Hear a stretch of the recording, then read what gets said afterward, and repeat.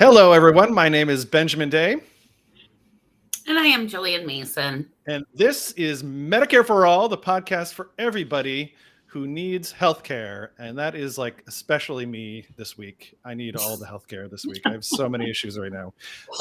But today we're going to be talking about ambulances and the ambulance industry, or sometimes more broadly speaking, the emergency medical services. So we're going to be using this acronym EMS a lot in this episode. That means emergency medical services. Um, And why are we talking about this? And why is this such an important topic? We know it's important because Michael Bay recently released an action movie called, wait for it, Ambulance. This is the director who brings you about like 90% of the big budget Hollywood films where car chases happen and lots of shit gets blown up. And sometimes there's, robots from outer space. But like a lot of our healthcare system, the ambulance industry has become increasingly privatized, taken over by for-profit equity firms. And this, has dramatic impact on the patients who need EMS services, often when they're kind of at their most vulnerable. And it also has a big impact on the EMS providers who work in the industry are being, increasingly squeezed by their employers. So, Jillian, we have guests today. We do have guests today, and we're pretty excited about these guests. So here are our two guests for today. They actually, so this is, we've got J. Wesley West Boyd, MD, PhD, professor of psychiatry and medical ethics at Baylor College of Medicine. And he's also a lecturer on global health and social medicine at Harvard Medical School. Wes has written about and taught extensively in the humanities, medical ethics, human rights, and psychiatry. Great to have you, Wes. Thank you so much for joining us. Delighted to be here. Thank you for having me. Awesome. And then even more exciting, if you don't mind me saying so, Wes, we have Aditya Shakar, who studies the epidemiology of various emergency medical conditions, including cardiac arrest and traumatic injury, all the good stuff. And he has contributed to numerous publications in leading medical journals, and his work has been featured by several medical societies. And most important for this conversation, he has field experience as an EMS provider, and he teaches EMS in the United States and internationally. Thanks so much for being here. Of course. Thank you for having me. It's always exciting to shine some light on a not often discussed topic in healthcare, but really happy to be here. Awesome. So, as Ben said, right, this was kind of prompted by this, very important film, Ambulance. Our two guests today, they ended up publishing an article in Slate about the movie Ambulance and ambulances. That's like ambulance. It's titled Ambulance Raises an Important Point About Ambulances. Subhead, the box office flop is basically a commercial for Falk, a for-profit ambulance company with slow response times. Great article. Definitely recommend that you check it out. You too can own a Michael Bay film at the low cost of whatever Falk paid to be sponsored throughout the entire movie. Yeah. So listen, I want to get to our guests in a second, but I actually went to see the movie Ambulance this weekend. I'm still shocked. Yeah, I know. I have a feeling that if I don't talk about it on the podcast, I'm not going to be able to write off the tickets as a business expense. Is it okay? Very important. Go ahead. Okay, yeah, great. Okay. Add it to your tax deductions too, I just want to correct some misinformation. So, Ben, you had said that this is an action movie. It's actually a bit of a departure from Michael Bay because it's a documentary about the failures of the healthcare system. I really don't think it's a documentary, Julie. I'm almost positive it's not a documentary. I'm just kidding. I do know that it was, at least in part fantasy because there's an LA cop in it who frames a white man for a crime when he could have framed a black man. So we know that's not true fiction world. But the reason that I described it as a documentary is because it actually does deal with the failure of our healthcare system in a very real way. So it's about this guy who's Yahya Abdul Mateen, who is actually a really excellent actor, and I'm very sorry he had to be in this movie. But he plays a guy whose wife has to have some kind of experimental surgery. We're introduced to him in the movie because he's having a conversation with the insurance company, and the private insurer is refusing to cover this experimental treatment. And that is, of course, what motivates him to go and rob a bank with his brother, Jake Gyllenhaal, and they go together to rob this bank. They end up having to abduct an EMT, and they end up using an ambulance as a getaway vehicle, and eventually. They all end up saving each other's lives. There are like 7 different points at this movie where people are like, he saved your life, talking about all different people. Anyway, yes, it was a big commercial. And now you don't have to watch the movie because I kind of feel like without our broken healthcare system, half of the Hollywood plots would fall apart. And I have to add, even if they did save each other's life, it bears noting the insurance company refused to pay for service. That's what, in my experience, insurance companies do. Right. Yeah. Like I said, it felt very realistic, kind of, documentary style. Including the part where, the EMT actually has to, provide emergency surgery in the ambulance as they're, being chased by the cops. Which is that part of your training, Aditya? Completely in ambulance surgery. Yeah, so in ambulance surgery is not super common. Some places do what's called a cricothyrotomy, where basically they create a surgical airway at kind of the neck. If you can't throw an airway in through the face, they'll actually make a surgical incision. But I think that's probably as surgical as we get. There's this old trope of like EMTs doing surgery in film and TV, and that's all, as the kids were saying, cap. Surgery in a moving vehicle sounds like a terrible idea to me. I don't know. In this particular case, there's kind of an amusing part where, so she has to do the surgery, right? And they call in the doctors to advise her, and they're all on the golf course. Well, that's also accurate, correct, Wes? You're coming to us from the golf course yourself, aren't you? Yeah, either that or yeah. I'm either on a golf course right now, or I'm on the 6th floor of a VA hospital. How about that? Either or. Close enough. So yes, so she ends up being able to remove a bullet from a man's spleen while in an ambulance going 60 miles an hour, being chased by the police with a gun to her head. So that leads us to your experience. Tell us about how realistic that is.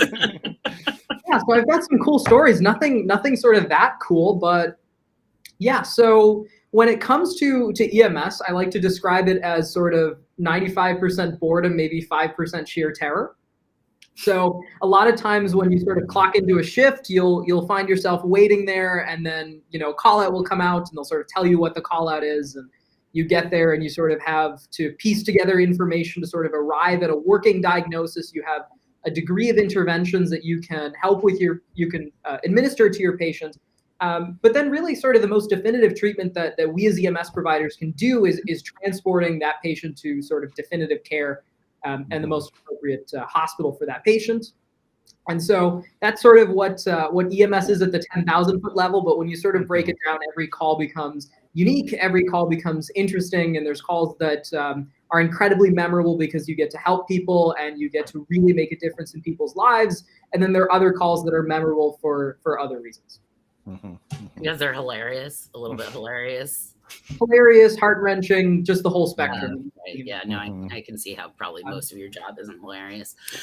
What would you say? A lot of it is hilarious, and a lot of it is kind of like a sad, we're in it together kind of camaraderie with you and your partners and your crew. So when the third 3 a.m. toe pain of the week comes out, that's really something where we can all laugh and have a bonding. Quick follow up on that. What's the worst part of being an EMS provider? worst part about being an EMS provider, I think it's probably, so when you look at storytelling, there's this idea of sort of narrative pacing. And when a story has sort of inconsistent pacing, it feels disjointed and a little jarring. I think EMS probably more so than any other profession has just disjointed pacing.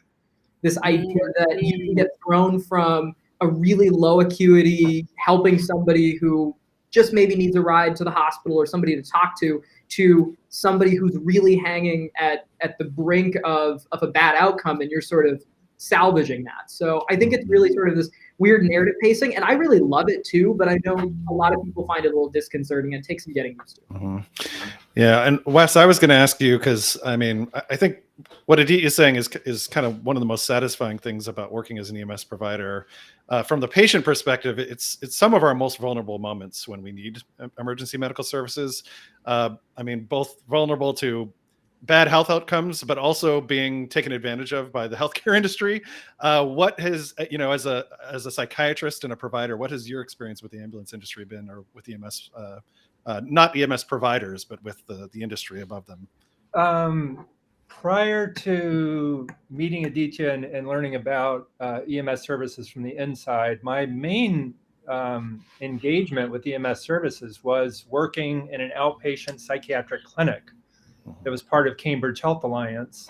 And the outpatient clinic was roughly 1.5 miles from the main facility where there was an emergency room. Mm-hmm. And if in the outpatient clinic where I worked, one of my patients was imminently at risk of self-harm, in other words, they were acutely suicidal, the protocol was that we would call ambulance services and have them transported safely, hopefully, to the main facility. Right. Which is just down the street, right? I mean, it literally was just down the street. And after I'd been there for several years, I had more than one patient who, in that situation, begging me not to call the ambulance, promising me that they would get themselves safely to the emergency room on their own. They would take the shuttle that was free that came to our facility, went to the main hospital, because what had happened when they had that ambulance service called was that inevitably they would get a bill at some point afterwards, generally for over $2,000. Wow.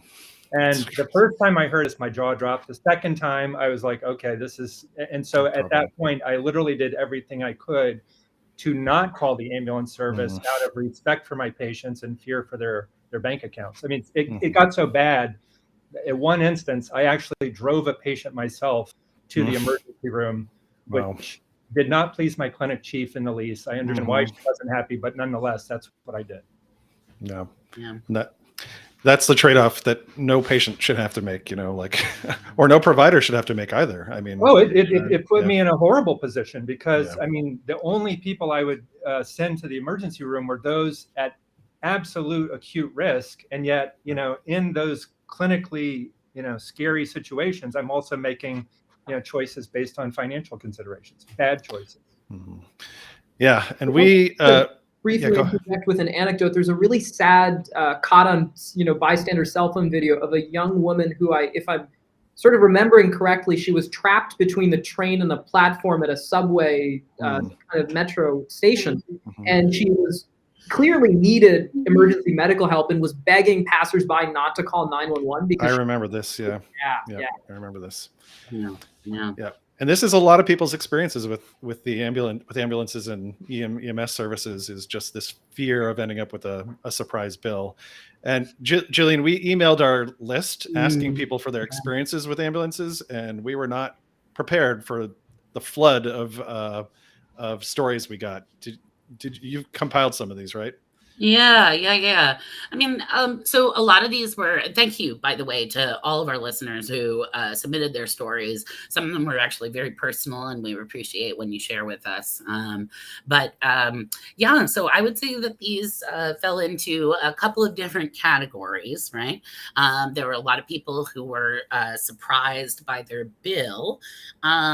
There were a lot of people who were there were a lot of people, I should say, who were really, really grateful for the EMS services that they received. But then there were some people who had some complaints. But let me read you this one story that I think is really like it touches on a bunch of different things that that a lot of the stories really kind of mention. So this is from Melissa. So Melissa tells us, I was temporarily living in Phoenix with my mom so that I could take care of her after she had heart valve replacement surgery. She was released to a rehabilitation facility a few days after surgery for 2 weeks to recover. After that type of major surgery at age 77, she was very weak and she wasn't able to stand, and she was on oxygen full time. So the social worker at the hospital advised she would arrange transport for my mom to rehab less than 1 mile away, as she needed to remain lying down and on a stretcher. So a month later, we received a bill from the local ambulance company for $900 for non-emergency transport to the rehab facility. She was charged for oxygen, which was actually supplied by the hospital in a portable tank hooked up prior to her even being transported, among a number of other erroneous charges, Band-Aids, oxygen tubing, etc. So basically, the items that she was charged for, this is what Melissa tells us, the items that she was charged for were actually items that were provided by the hospital. And one of the reasons I wanted to read this particular story is because it touches on a couple of different issues. People who have who didn't know that they were going to be charged for an ambulance, and didn't realize that their ambulance ride was non-emergency.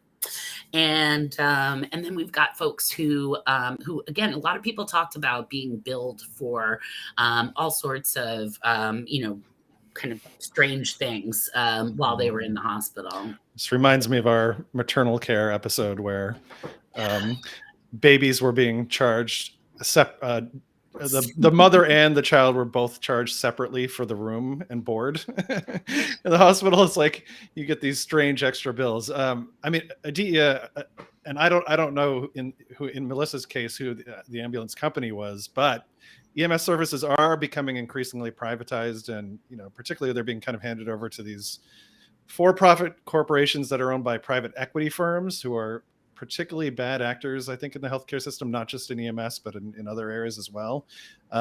So what are the consequences, I think, both for patients like Melissa, but also EMS workers of this kind of trend in the industry?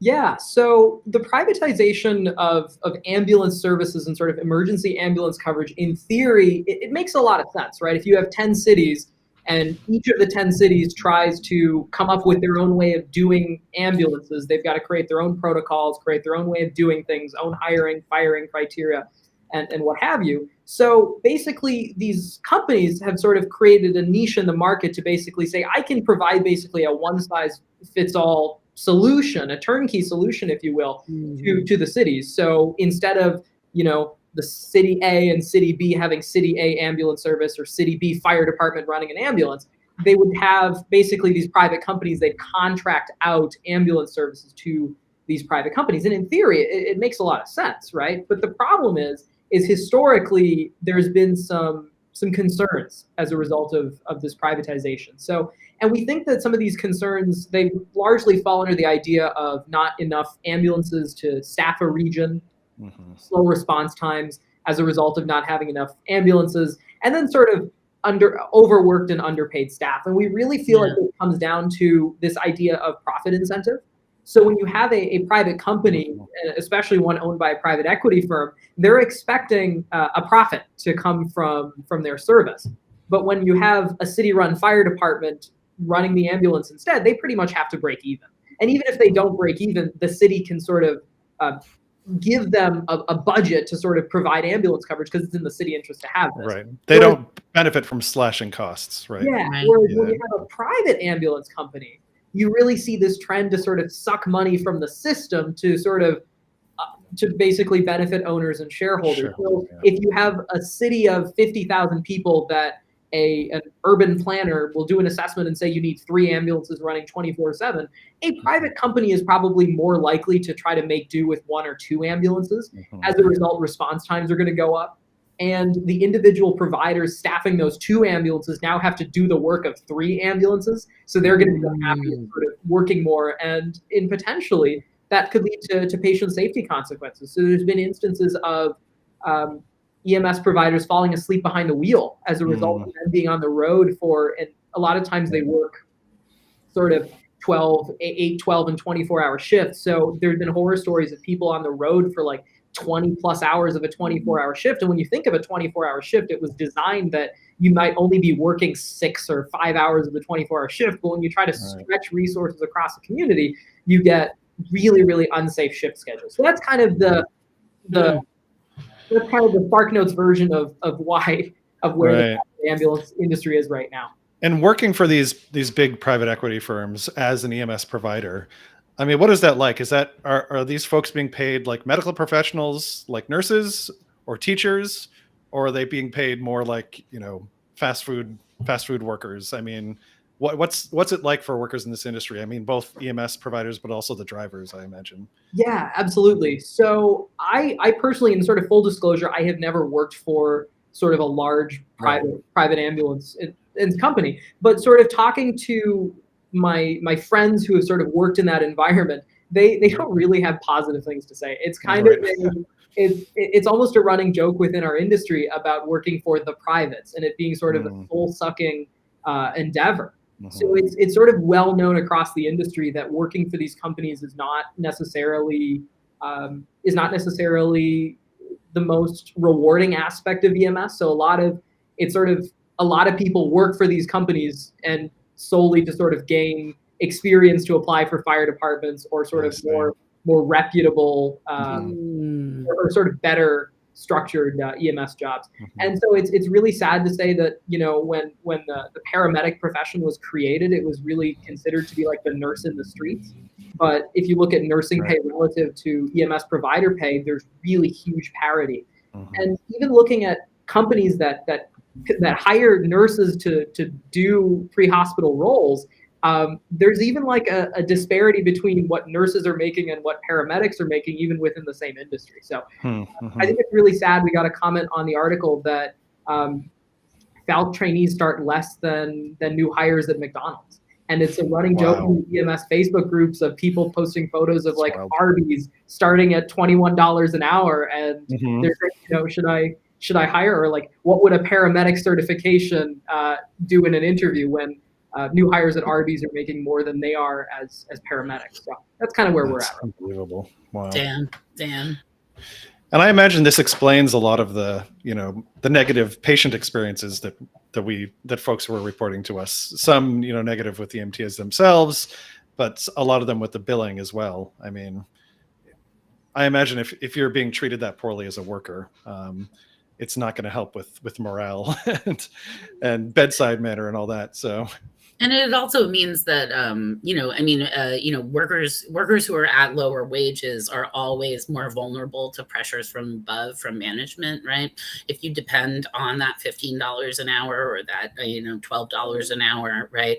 And you really need it, you're much less likely to speak up and say, I don't know, this billing system looks crazy, or like, maybe we shouldn't be overcharging people for things.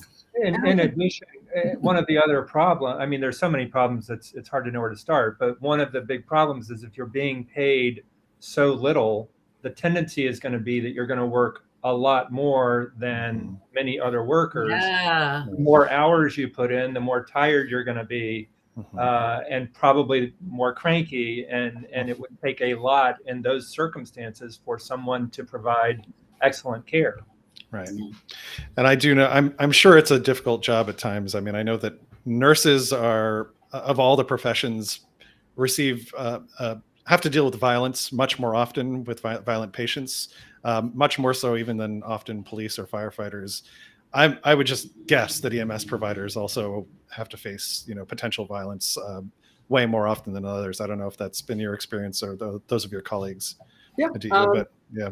If you work more than a few months in a busy urban system, you will have been assaulted probably. Wow, that's right. That's wild. It's not unusual for patients to come out swinging. Not everybody wants to see us.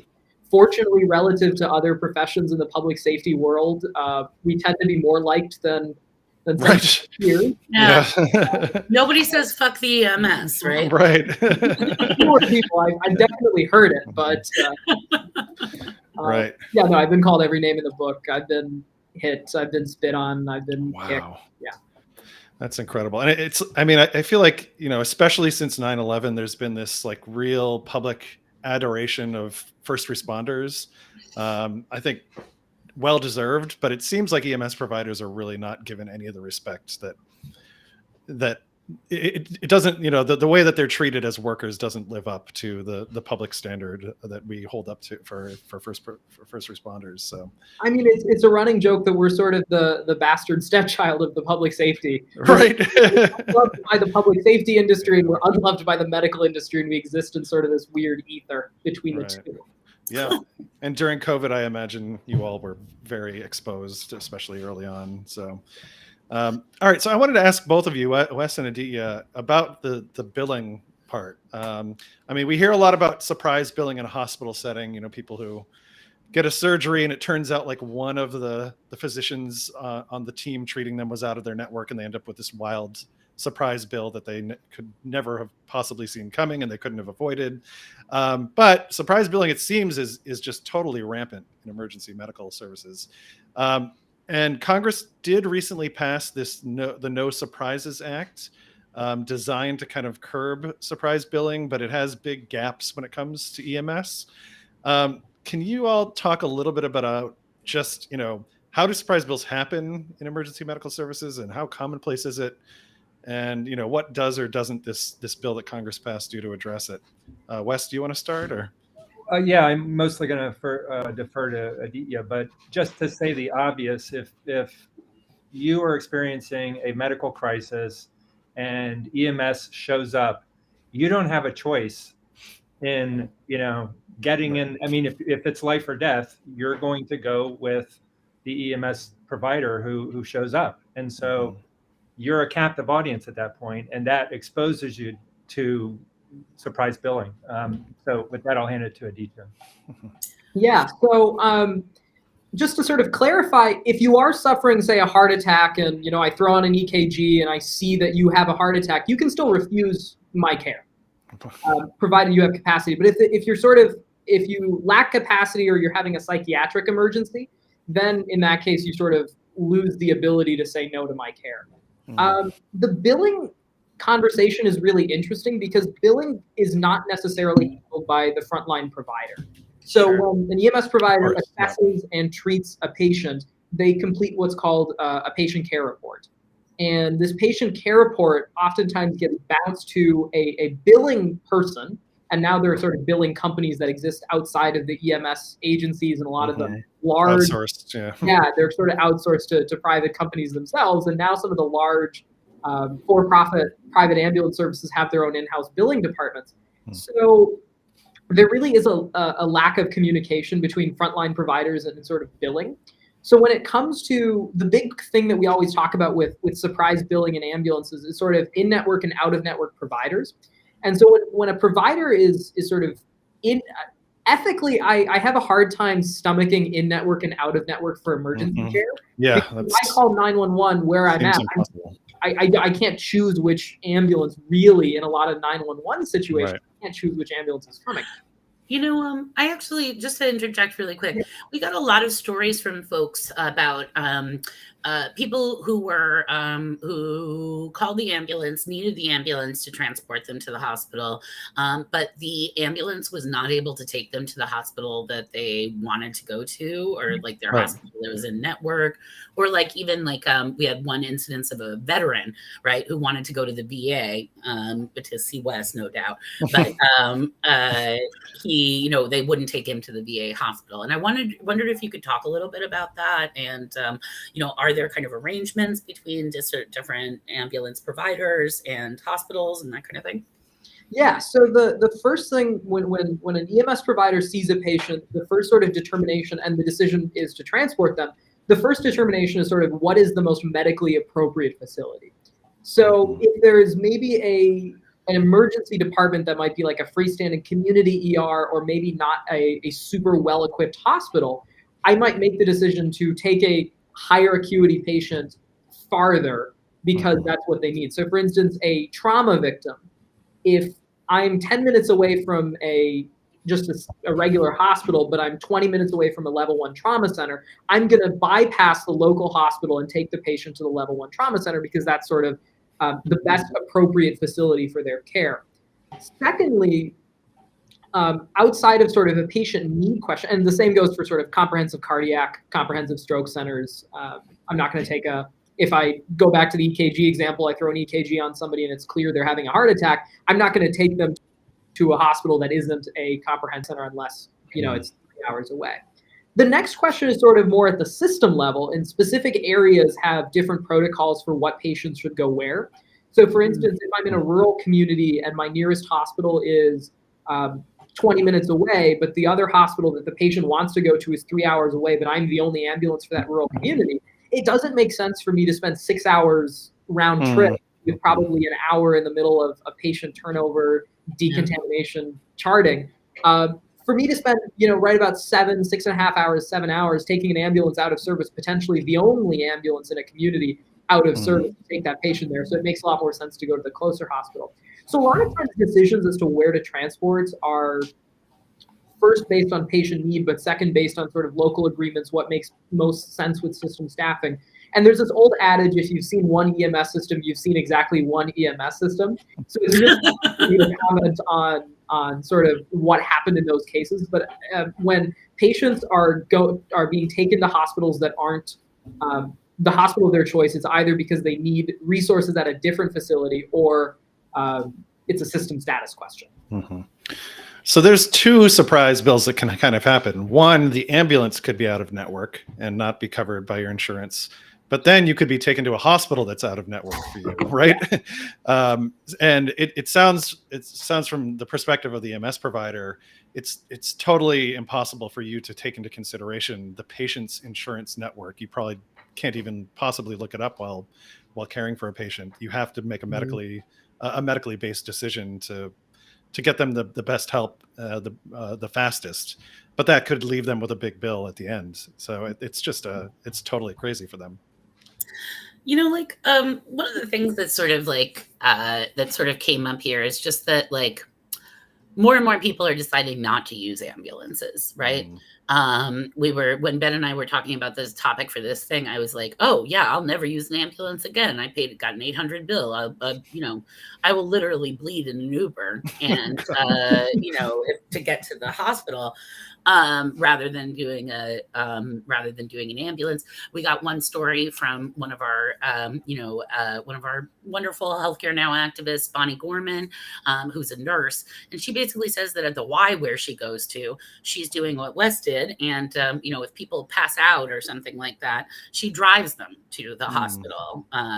She's just there to work out, which is so. I mean, right now what we're doing is a lot of people are making Lyft or Uber or whatever random person they can find to drive them. Right? They're making that their EMS service. What do you think are the dangers of that for our healthcare system?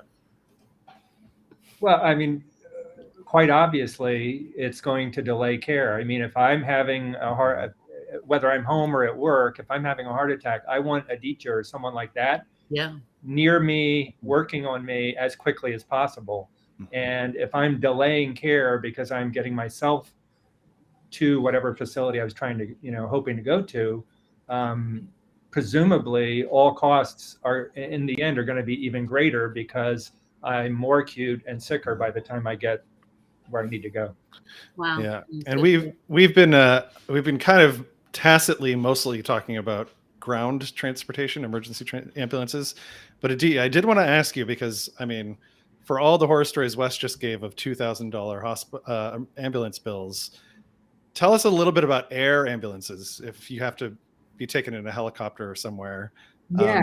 Because those bills, I imagine, could be something else altogether on a whole different scale, right? Yeah, absolutely. So let's sort of revisit this example of that rural patient who the closest hospital is 20 minutes, but the nearest comprehensive stroke center is 3 hours away. And we can't necessarily go by ground, and it's clear they're having a stroke. In that case, a helicopter would likely be dispatched to respond to this community hospital and then transfer the patient to the comprehensive stroke center, usually in a major metropolitan area. And interestingly, if the number of ground ambulances has gone down, the number of air ambulances has proliferated. We've sort of seen the opposite trend happen. And there's really been, air ambulance billing has really been sort of the wild, wild west. Companies have relatively little restrictions and relatively wide latitude to charge whatever they want to charge. Wow. Almost consider it like post-airline deregulation. These are basically unscheduled airline passenger flights with one passenger. Right. So these companies can charge pretty much whatever they want to charge, and they've realized, there's a lot of money to be made. So the number of air ambulances has ballooned, and what that means is the air ambulances are not as busy as they used to. So one of my best friends and closest colleagues, his name is Dr. Ira Blumen. He's at the University of Chicago, and he sort of has this analysis that showed that if you decrease the number of air ambulances, you would decrease the average bill from tens of thousands of dollars to only a few $1,000s. Because now you go from a situation where you have a $5-10 million helicopter that's just sitting in an airport 24/7 with a pilot making a heck of a lot of money, with a medical crew making a heck of a lot of money, and they're just sitting there doing nothing. But basically, if you decrease the number, you're going to have more flights, and so when you have more flights, the time that the helicopter is spent idle is less of a factor. The other thing that's interesting is there's this sort of free rider problem with air ambulances and ground ambulances to the same extent, and also just general emergency care. Because of sort of laws, and I think it's rightfully so, I have to provide care regardless of your ability to pay, and I think that's amazing. But the problem is that when these companies approach patient transactions with the idea that a certain percentage of patients are not going to be able to pay, when they find patients who are able to pay, they sort of crank up the fees, subsidize people who can't pay. And Wes has decades of experience sort of interrogating private equity's role in healthcare, and I'd love to hear sort of his thoughts on that. And when private equity is involved, they're going to do everything they can to maximize profit and skimp on service. As far back as the 90s, when I first got into medicine, one of the for-profit private equity firms actually owned a managed mental health care company. And at the same time, that firm also owned R.J. Reynolds Tobacco.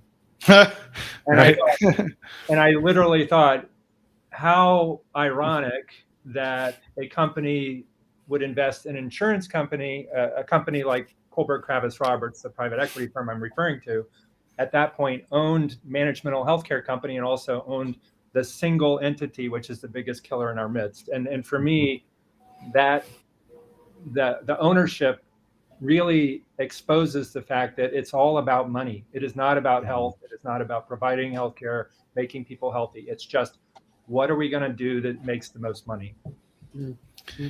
Yeah, and to put a number on these air ambulance fees, I mean, you can end up with a bill like $20,000, right? I mean, for easily like that, $50,000-$60,000. That's just wild. I mean, we've all seen the cost of air travel rise. Right. Turns out when there's an EKG involved, it's even more expensive. Wow.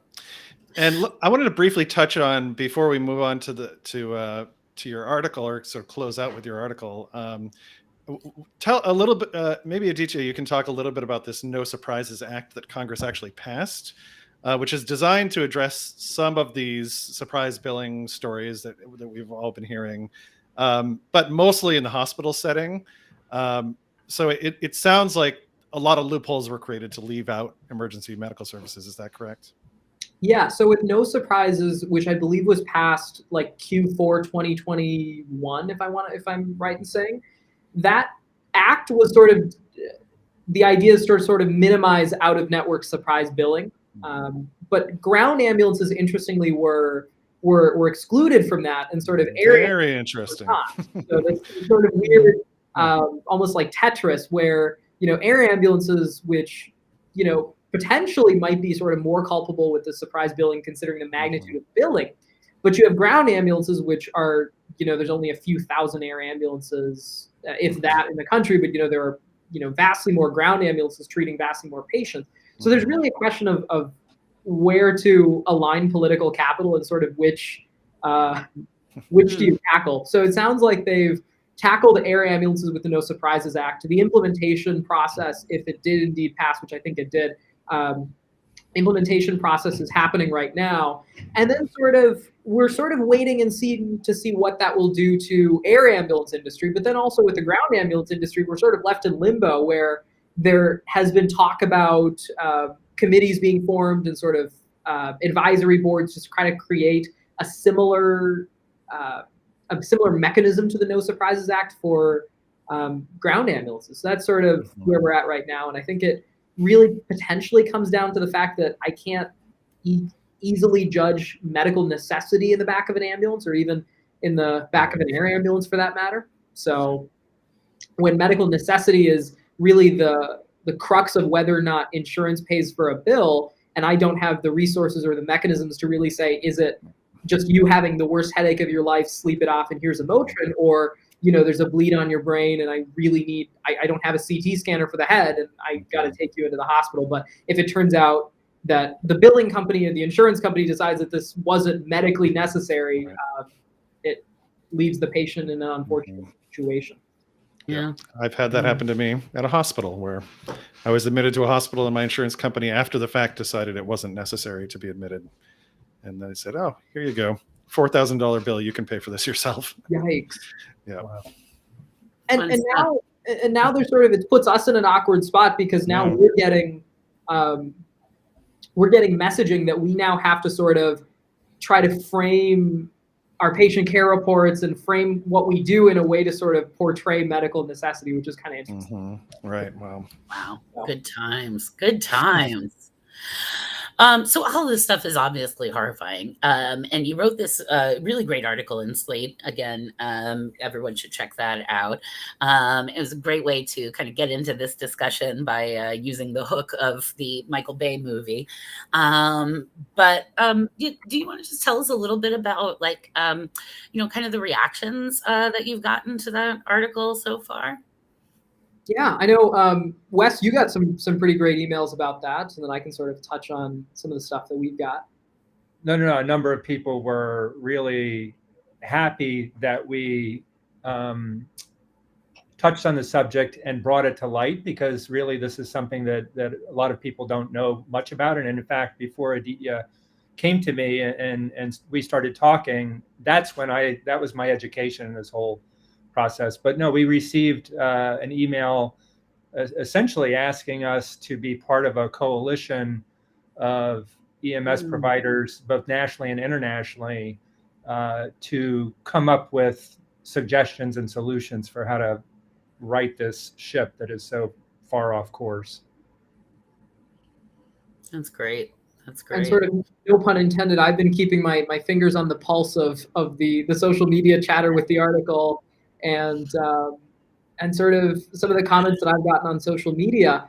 I think a lot of people are really excited in sort of the EMS world. I've had a lot of colleagues and a lot of people be really sort of thankful that we brought this issue to light. I'm really grateful to the editors at Slate for giving us this platform, and incredibly grateful to Wes for all his help. I think my favorite comment on the article was, total clickbait. I wanted to see if Jake Gyllenhaal would show his junk. Instead, I got a well-reasoned critique of the ambulance industry. I don't know which one is better, though. Both are very sasatisfying.